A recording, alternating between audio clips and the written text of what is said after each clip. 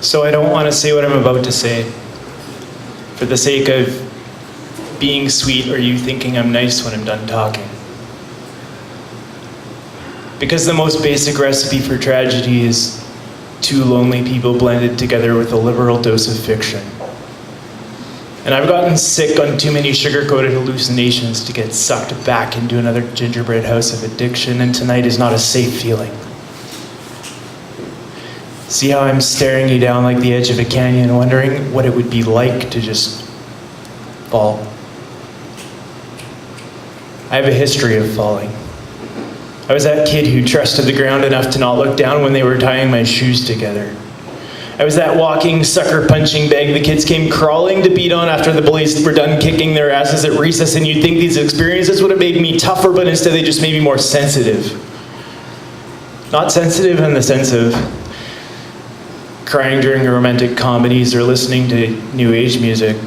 Sensitive like 20-year-old open sores you still can't touch without me stunning you without meaning to. So I say these things for the sake of explaining that when I think about falling, I also think about landing. About the impact of skin that still burns every time we touch. Road rash memories I can't just brush off because I happen to think you're the best thing that's happened to me in years. Possibly ever. See how I hold my breath for the sake of not screaming. See how I bite my tongue until it's bent into a question. I see these wishing wells in your eyes that keep asking me for more, and it's not fair for me to ask them not to.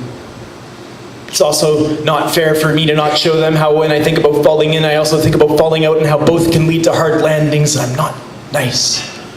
I'm not sweet. I'm the firstborn son of an open wound.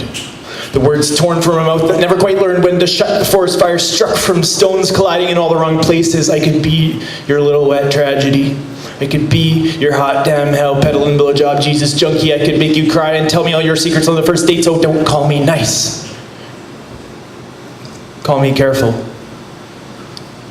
When I say I don't want to rush in, it's not because I believe in old-fashioned marriage. It's because I don't believe in modern divorce. I've had my heart peeled off the sidewalk of too many lovers who dared me to jump to believe that gravity is anything but unforgiving. The most basic recipe for dignity is two wounded people who know how much it hurts to be touched in the wrong places. So please, let's take this slow.